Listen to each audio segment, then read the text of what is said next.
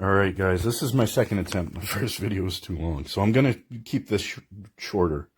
So this is a VEVOR, I think I'm saying that right, sliding compound miter saw. So what you get is a 10-inch blade, and it does come with a blade. It's a 60-tooth carbide tip, decent blade. Your bed itself is going to give you approximately, I want to say a solid 12 inches of cut here. It's a deep bed as far as cut depth, which is nice. So you get a 45-degree adjustment on either side here. Your adjustment, so you pull your pin, you have your lock here, and then as far as your adjustments on the front, you pull, so unlock here, pull here, and you have it detents on this. It goes from 0, 15 will lock, 22.5, 31.6, 45, and those are all your common cuts. And then of course you have infinite adjustability, and then you can tighten that down and lock that. Let's see, as far as quality goes, I've seen better, and honestly I've seen worse. So this is, I'd say, middle of the road for me. The fences, the back, this is all, you know, it locks in place.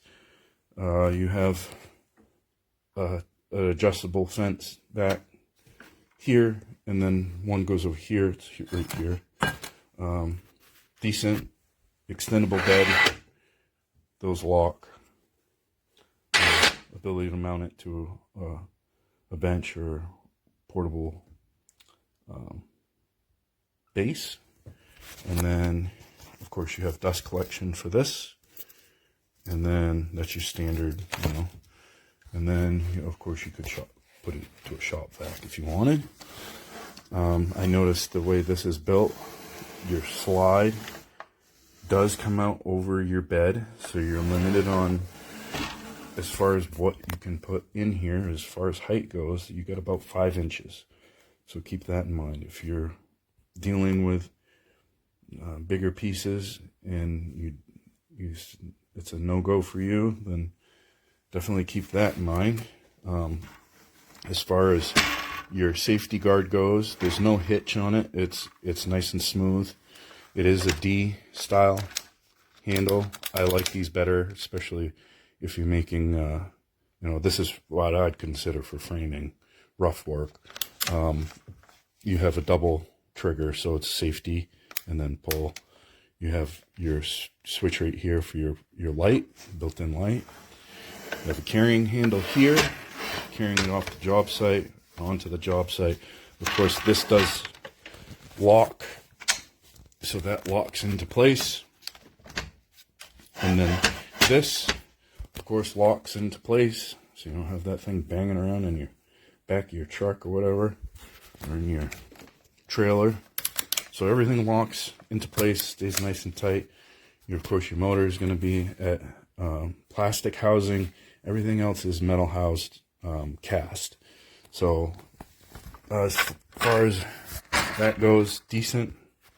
Your bed, I would consider this a standard construction as far as bed goes. Not bad. It's not bad. If you want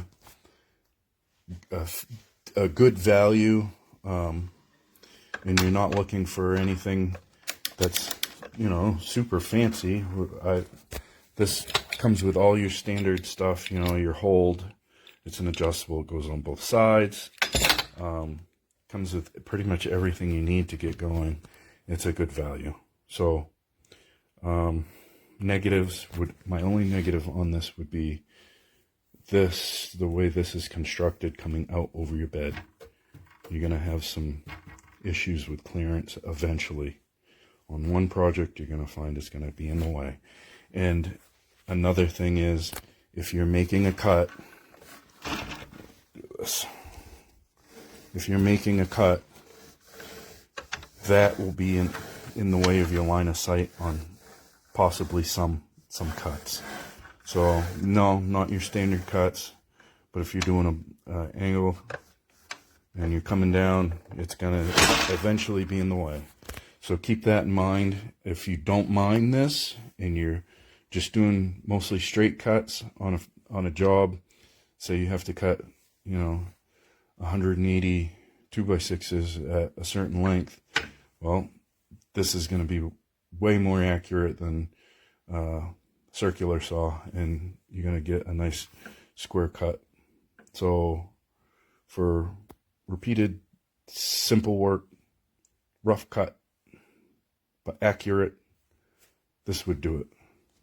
Finish work with very, very tight tolerances, of course you're going to need a different tool, but for what this is made for, this is absolutely fine. So until the next one, guys.